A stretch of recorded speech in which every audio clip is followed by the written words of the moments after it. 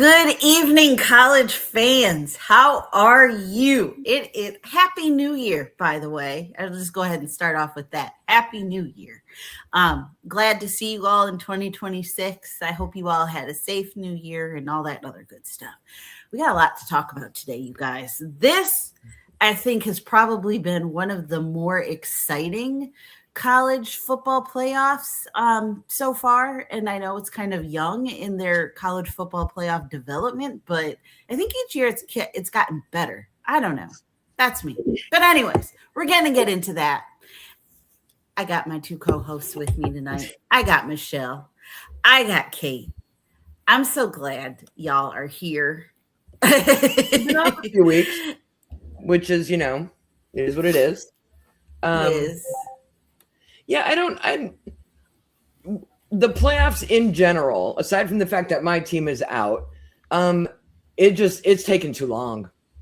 It's too long between games. Like they had like 12 days between the first round and the second round, and then they got like a couple weeks until I just feel like they're dragging it out way too long. I'll think that they're dragging it out. Like, it's not like the Super Bowl where you have set weeks, right? And I think that might help, honestly. I don't know. What do you think? I think that they should have started the first rounds need to start right after the Thanksgiving when the season ends, and then we need to be done the first week of January. Wherever they have these semifinals, that should be the championship, in my opinion. But yeah, they played the first round, didn't play until December 19th and 20th. Right. But the season ends, most people are done Thanksgiving weekend, I guess. Thanksgiving weekend, or even the weekend after, because they had your conference championship games. Right. You still had too many weeks off before it finally got going. And then you played either the 19th or the 20th, and then they were off until the 31st or the 1st, which is another 2 weeks, right? 20 to 30, 11 days, 11, 12 days. And then they have a week until we get to the semifinals, and then another 10 days, January 19th. Like, it's just, I don't know how any of the teams stay in a rhythm. They're playing every week. They have a schedule. They have a routine. And I don't know that this helps anybody unless you've got serious injured people that need to recover. I don't know that all this time off helps anybody. Yeah. Well, I mean, it's the first one. So with this many teams. And so, I'm pretty sure it'll be tweaked and adjusted as the complaints roll in. But, it is what it is. I think the only thing that makes sense is the time between the quarterfinals and the semifinals. Again, I'm old school, so the championships was on the New Year's Day, and so that first, in my opinion, that's when that first week of January is when the championship game should be, whatever day they want to play it on, but it should be in that first week of January. When Lisa, who doesn't want to be on the show but likes to come and give us her opinion on college things, because she's all about the U, right? Makes a valid point. It's all about the timing. The transfer portal, there is all kind of activity going on in that now. What if you're on a team and you might want to transfer to enter the portal, but your team is in the playoffs? Like, they're staying, but I agree with Lisa. I think the transfer portal shouldn't open until after the national championship game. It should be sooner, and then the portal should open after. Yep. Agree. I agree with that. And let me know if they declare for the NFL draft, but the transfer portal is absolutely ridiculous. I don't care that the second string quarterback at Missouri is entering the portal. Right. I mean, I am so glad for the second string quarterback at Missouri that enters the portal, because he feels that he has a lot of opportunity. But great. This is how it is now. This is what's going on. And what is going on is that quarterback out of Washington. Yeah. Damon Williams. And see, this kind of leans into what the other side of the transfer portal is. You want to give us a little bit of background, Kate? Do you have any? Well, and I'm going to need Michelle's expertise. Basically, Yes. From what I can find on January 2nd, like, no. January 2nd, Damon Williams with Washington signed his contract to stay there for another year. And then on January 6th, decided he changed his mind. He has to do what's best for him in his future, and he wants to enter the portal. And because of everything that's going on, he's entered the portal with what they call a do not contact tag, which means that teams cannot reach out to him first. He has to communicate to the teams to initiate those conversations. But in the meantime, Michelle, tell me if I got that right. In the meantime, Washington is now like going to court. Like, no, you signed your contract. You can't go. You can't enter the portal. Right. And that's only because they had that stipulation in his contract. And, it's more about the NIL than it is about the portal, right? Because players get into the portal all the time with a do not contact, and that typically means that they already know what school they're going to. So there's no need for you to contact me because I have already chosen my school. But in this case, this is something different because now it's NIL and it's an actually monetary contract. And in that contract, because these kids are looking at the dollars and not paying attention to all of the little fine things that are in there, he didn't pay attention to the fact that you signed this contract and they put in there that you can't get into the portal. So he's in there. The school hasn't declared him. This is probably something that's going to go to court. It might be a changing, a breaking case that may change how some of this works. And also it's going to make these kids look more into their contracts instead of just signing dollar deals. So it's interesting to see what's going to happen with this. So yeah, his I'm giving you money. If I'm gonna give you that much money, I'm putting in the contract that you can't leave. So his contract was 1 year, revenue sharing agreement with the Huskies worth about $4 million. Right? The agreement specifically prohibits him from entering the portal once it's signed, and it prohibits him from any other team, prohibits his NIL rights cannot be used by another school. So if they do decide to let him go into the portal, then he can't get NIL money from that school. They can't use his image or likeness for anything. So Washington is pursuing legal avenues to enforce that contract. And I guess, these kids wanted money. They wanted to get paid. They argued that if you were going to use their name, image, and likeness, they should get paid for that. And they wanted money, and that's fine. But now that you're a big boy, now that you're a big man, and you want to get paid, you need to get an attorney or an agent, and you need to have a contract, and you sign that contract. I'm dying to know what happened between the 2nd and 6th that he felt okay to sign on the 2nd, and on the 6th he wanted to go. Because and what school was he trying to transfer to? I don't know if they said where he wants to go. LSU. Lane Kiffin reached out. Do you want to come and say goodbye? Exactly. Money. Bye. The grandsons are saying bye. Bye, grandsons. There's one. This is my little football player. He learned how to take an angle in 6th grade football. That was very difficult for him to figure out. Come here, Rob. Love you. So, sorry, my boy. So, took Miguel 3/4 of the way through the season to understand why when we tell him you got to pick the right angle to take. By the last couple games, he was able to cut off that guy running with the ball. Like, you got to take the right angle, son. So, he was figuring it out. But he's also 11, 6th grade, first time playing, full pads, helmets, and all that. He'll get there. Anyway, I don't know if it's a girl thing or a mom thing or what. I just want to know what happened. Because there's no way he just woke up on the 6th. There's no way this was some internal debate he was having. There was no deadline for him to sign that contract on the 2nd. So why did you sign that and then 4 days later to change your mind? Did you hear from somebody that LSU would let you start? Like, why do you want to go? There's some shenanigans going on. LSU has a lot of money to throw around. They have a lot of dollars for NIL. You know what? But they did on January 1st. Right? They're kids. They changed their mind. He They changed do. his mind. So, something happened in between that time? They offered him more money. Something happened. Something Like happened. you said, these kids are gonna have to get lawyers and things, and they'll see the real world, and it might Yeah. prepare them a little better if they make it to the pros, because now you have to pay these people to take care of. So they're gonna take some of that money from you. So, well, and agree. Lisa, again, throwing this out, just because he played well for one team doesn't mean he'll be any good on another team. We've seen that both ways. We've seen really good quarterbacks go somewhere else and be terrible. We've seen them be terrible and go somewhere else and be great. You don't know.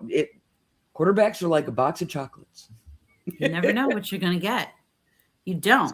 And so, yeah, I 1,000% agree that. Oh, I was not aware of this. But what's worse is he announced this during a memorial of a UW women's soccer goalkeeper. If he doesn't transfer, I don't think he'll be welcome back. This could potentially unite the team. That could make it very difficult for him to come back. Mm-hmm. And Kristen, asking, do other teams still want him?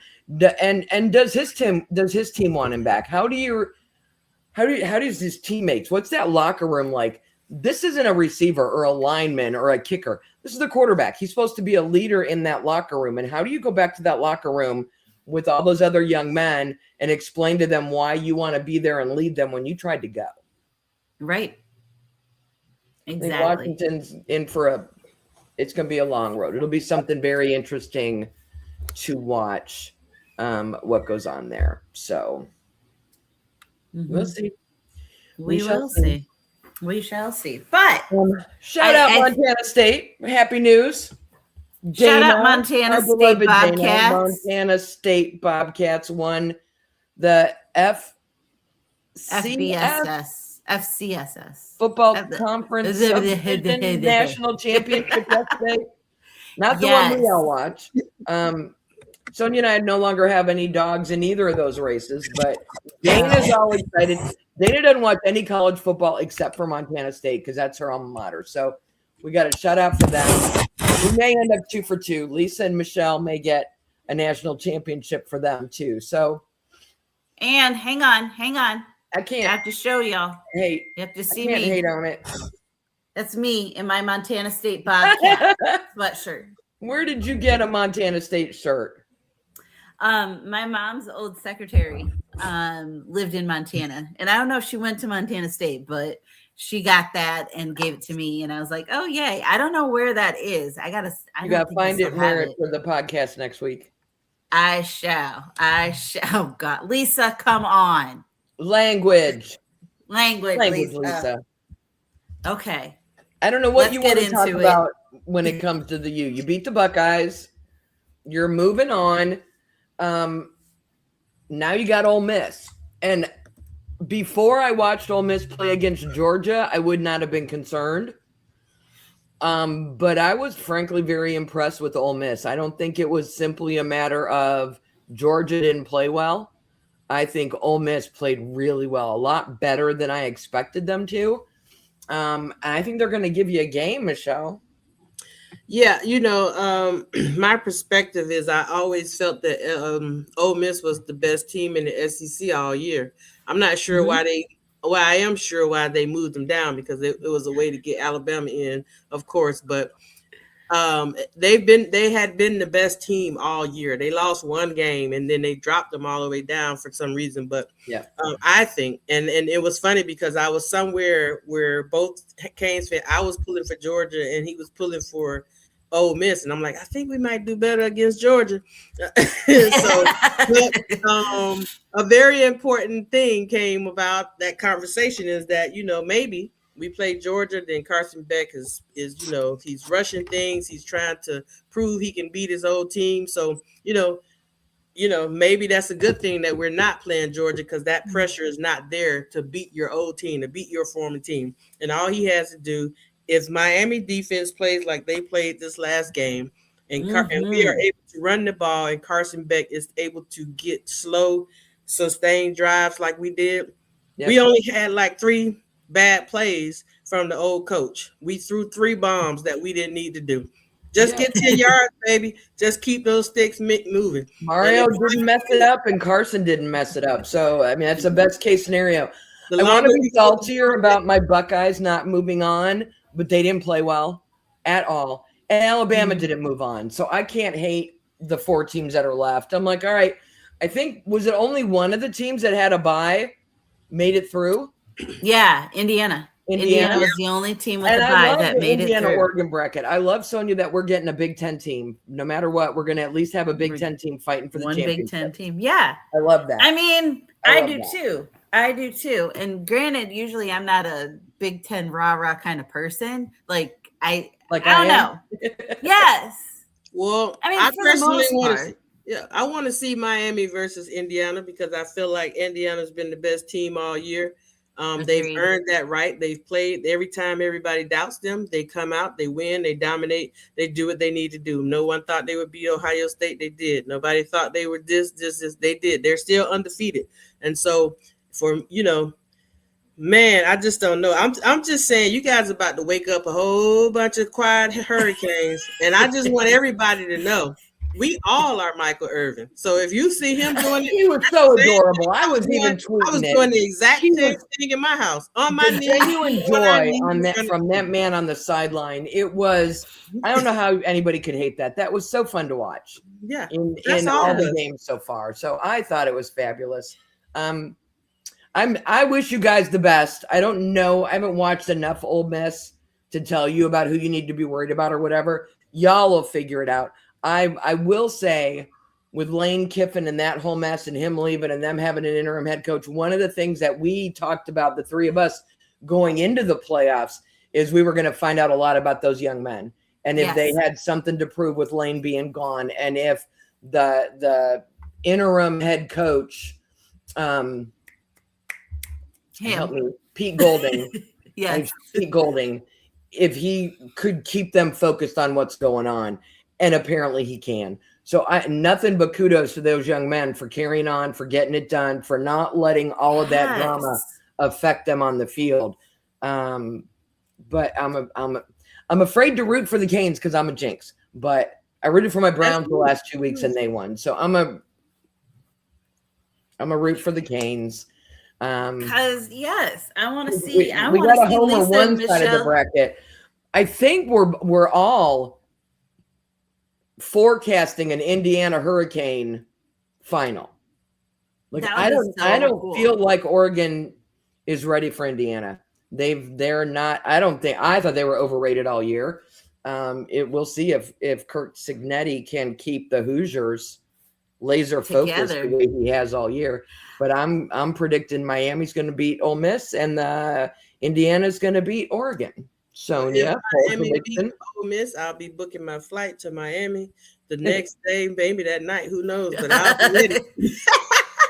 No, I can see you booking the flight as soon as it hits double or all 40 triple zero. Please, I would have booked it already and just got a refundable ticket. Yes. Well, I mean, you can't. It's home, so I can go anyway. So yeah. Yep. Yes. That's going to be good. I'm excited. I think number one, I just love stress-free football because I can really get into it and watch a little bit more closely. Yeah. The Old Miss Georgia game, I was like, yes, this is great because I don't have a rooting interest. Yeah, it was a great game. Trinidad Chambliss was on fire towards the end, and I was like, there's no way he's going to make that throw. And there's no way he's making these throws. Wildness. Yeah. And isn't it wonderful to see a Division II quarterback come and be the star of the team and leading his team into the possibly to the national championship? It just was a wonderful performance. The Indiana game, you know how I feel about Alabama, so I was so excited for that game as well. And I was more stressed during that game than I was during our game. Really? Because I am not a fan of Ryan Day. I'm still not sure what happened last year, other than thank you, Michigan, for beating us last year, which maybe woke them up to make them play right in the playoffs. This year in the playoffs, they did what I knew they were going to do, is they think their stuff don't stink, and they just rolled right in like they didn't have to try. And I wanted them to be humbled a little bit. I'm gonna say it. I don't mind saying it. I talked a lot, but they needed to be humbled. Anyway, I was more stressed during the Indiana-Alabama game because I dislike Alabama more than I love my Buckeyes, and that's a lot of dislike. I That's a dislike lot of Alabama so dislike. much. I didn't like them being ranked 9. I don't like it. I don't like the fact that the committee does whatever they have to do to make sure Alabama gets in. I don't like it. I don't like it. Agreed. So I was just personally more stressed watching Indiana, Alabama, and I really shouldn't have been because it was 39-3. Like by halftime, I should have been breathing easy, but I've watched too many games slip away that I'm like, I'm still tense, I'm still nervous, and I think that was the most lopsided playoff game out of all of them. Yeah, agreed. Alabama had Notre Dame spot. That's the spot. I mean, Oregon took out Texas Tech 23-0, which speaks volumes to Oregon's defense. Looking at what Texas Tech has done to so many teams this year, they blanked BYU. Like they have for Oregon to beat them the way they did, but it didn't feel like it while I was watching the game. Whereas during the Indiana-Alabama game, I just felt like Alabama was outclassed every snap of the ball. Agreed. And they were. Agreed. They were. Yeah. And Indiana's coach Signetti, he is a laser. He's got those boys like together. He's a winner, though. He's a winner is. Every level, every stop that he has. He's a very good coach, and he's showing it. And they are so disciplined. I love watching them play. I have watched them all season. I keep them right on my third TV over there, and because they're always on. They're always on. And so I watched them all season. I'm like, man, these guys are good. Well, nobody loves Thursday Night Football more than our own Lisa. And so tomorrow, Thursday, at 7:30 p.m. Eastern, number 10 Miami will be visiting number 6 Ole Miss. And by visiting, I mean they'll both be at the State Farm Stadium in Glendale, Arizona for the VRBO Fiesta Bowl. And then Friday night, it will be Oregon versus Indiana in Atlanta at MBS, Mercedes-Benz Stadium. Bowl. So Saturday morning, we will all know what the final is going to be, and then we'll have a couple weeks to get ready for that. So yes, she wants to vomit. She's so nervous. Lisa. She's so funny. Lisa, it's going to be fine. Y'all will be all right. It's going to be great. Girl, it's going to be what it is. So just a couple more days, and we'll know who the finals are. It's going to be great. It's going to be great. And then hang on, one more thing about everybody in there you go. Lane originally recruited him in 22 before he flipped his commitment to Arizona. Boom. Yep. Boom. So but the young man can't make up his mind. Right. Like because he's been all over the place. So stick with somebody for realsies. Show some commitment. Where the money resides, where the money resides. It does. Sir. All right. Yes, so we talked about the playoffs. We talked about Desmond Williams and the transfer portal. Carnell Tate declared for the NFL today. So for the draft. So the NFL teams will have another chance to get a wide receiver from Ohio State this year. There you go. He is not Marvin Harrison Jr., but he could be Chris Olave early on or JSN. So he's not my favorite Buckeye receiver, but that would be Jeremiah Smith. But he is a very good receiver. He'll probably go early. Michelle, if you had to right now pick 2 or 3 quarterbacks, well, besides Mendoza, that you think are going to go early in the draft, who should people be looking at? Anybody still playing? Besides Mendoza? No. I concur. No. I mean, no. I don't see it. I don't see it, but you never know. You never know. Mendoza's gonna go. His stock has risen in these playoffs. He has made himself some money. Yeah, even watching him in the last few games, people who watched because they probably have only seen him play Ohio State and they've seen them play these playoff games, and he carries the load. He makes the throws. He makes good decisions most of the time. I love him as a quarterback. For the long, I hate that they have Is his brother number 16? They trick me sometimes because it's two. Two Mendozas on the team. Yeah, and their His numbers. little brother comes in when he needs a break. They're not. Right. They're not USC. They don't have a backup quarterback and a kicker with the same number. And that should be confuse people when they're punting. The only person you should not have who can't have a duplicate number has to be the quarterback. It should not be two numbers. Agree. It should be a rule, right? I concur. I think the Raiders are taking him at 1. They need a quarterback. Yep. And I don't want him for my team, but he can go to the Raiders. That'll be a nice carrot for them to hold out to John Harbaugh or whoever it is they're going to have come head coach for them. But I think, even Kristen, I think we can all agree Mendoza's going to be the first pick and the Raiders need a quarterback. There's no way they're trading out of that spot for somebody else. No, not at all. The question then becomes, how does he make sure he stays healthy? He's got 2 more games to play. Theoretically, 2 more games to play. He can't worry about that. He's playing for it. He has an opportunity to play for the national championship. You can't control whether you get injured. That's just the life of sports. He just has to play. He just has to play and let everything happen as it's going to happen. Exactly. He just has to play. You look at J.J. McCarthy, who won the national championship, got drafted, and then didn't even play his first year because he got hurt in training camp. Yeah. Right. That's why at least he got drafted and he got paid. You get hurt in practice, so you can't, you just have to. We can talk about the Bosa boy. We can talk about a whole lot of players who skipped out of bowl games because they didn't want to risk getting hurt, or for some of them, they didn't want to risk bad film because a bowl game is very different and people don't try in a bowl game the way they do in a regular game. It's like a shootout kind of thing. But these aren't regular bowl games. These are playoffs. And with this playoff season being so long, I'm just curious if any of his advisors are like, if it was a different kid or a different school, I think it would be a bigger conversation. I think just this kid with Indiana being like the Cinderella and this being their first time in the spotlight in a very long time, especially in football. 50 years since they've been good in football. And he just seems like the kind of kid who takes pride in that. I think he's going to play these next 2 games. And Michelle, and I think he's going to do what you said. He's just going to play his game and put his head down and not worry about it.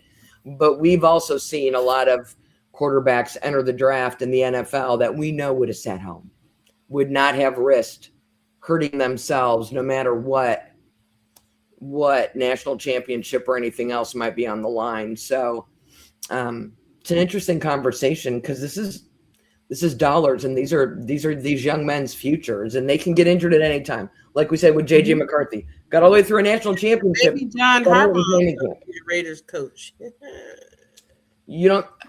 I'm thinking Harbaugh to the Raiders is like nice Harbaugh, evil Harbaugh. Nice Harbaugh on the West Coast over there, closer to evil Harbaugh. Yes, in the same division. Brotherly battles again. In the same division, twice a year. Why not? And then there'll be a Thanksgiving game with them, and they'll be like, "Oh yeah, what their house is like of Thanksgiving." If that happens, mark it. That'll happen. It's going to be interesting to watch the Oregon quarterback and see how he does because they have him. People are pretty high on him as well. But and he's had a good season as well. But I want to see how he's going to do in this game against Indiana. So these are the 2 projected top 2 quarterbacks facing each other on Friday. So that should be a good showing. I like Dante Moore. I'm just not sure how he gets all of his hair into his helmet. Listen, we've seen a lot of hair. He has nothing compared to all of the hair we've seen around lately.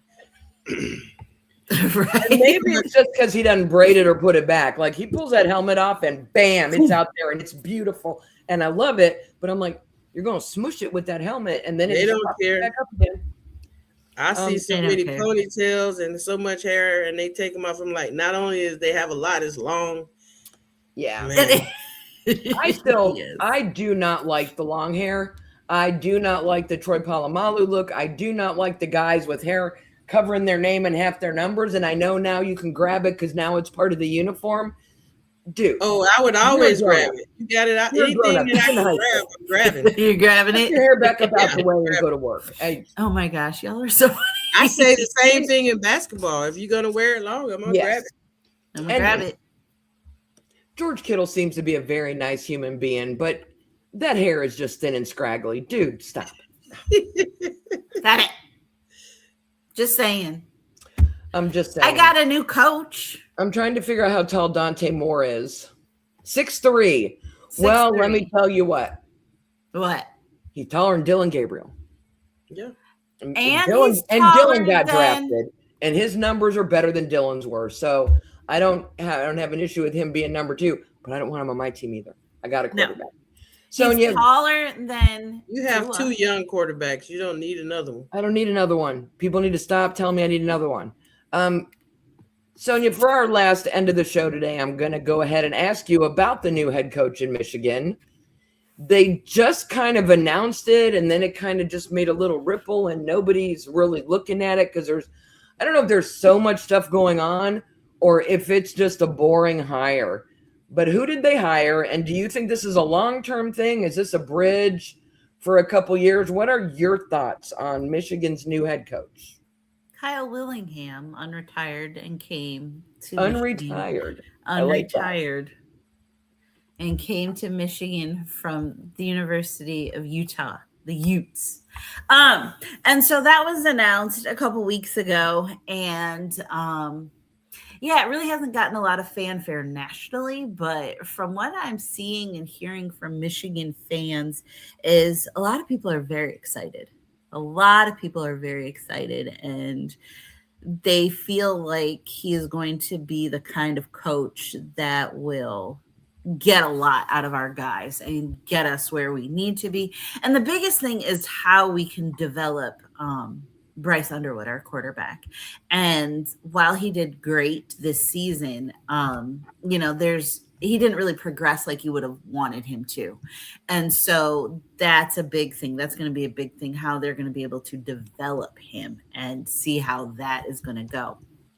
But do I think that he is it for now? Yeah, he is, until he proves otherwise and doesn't win or something like that. Then yeah.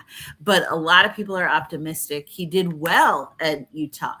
His teams were very successful, and so they consider Utah not as good as Michigan. And so now that you have real talent, so to speak, yes, there's plenty of talent in Utah, BYU, all that. But I think they're basically saying that you've got other resources in a bigger school that has more opportunities and things like that. Let's see what he can do. But most people are so excited.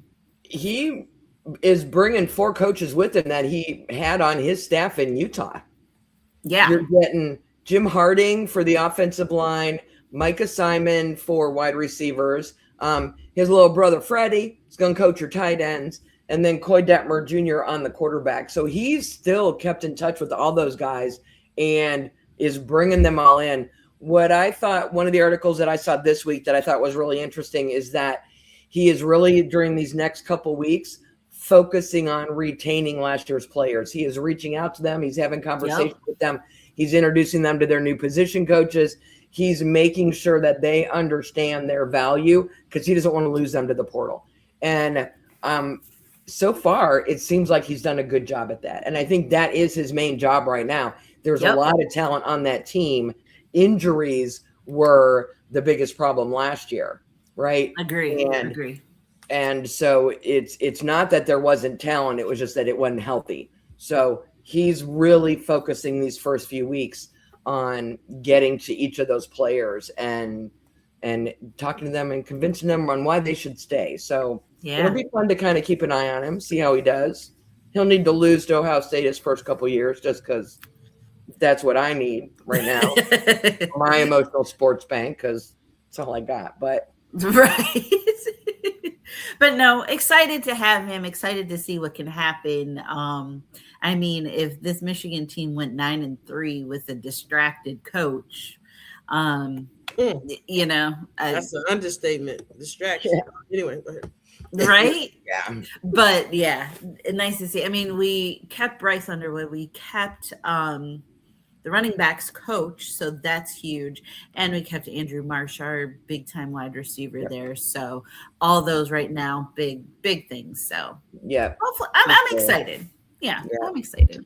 All right. Final thoughts, Michelle. Lisa gave her 3 takes on the game. Do you agree? I agree.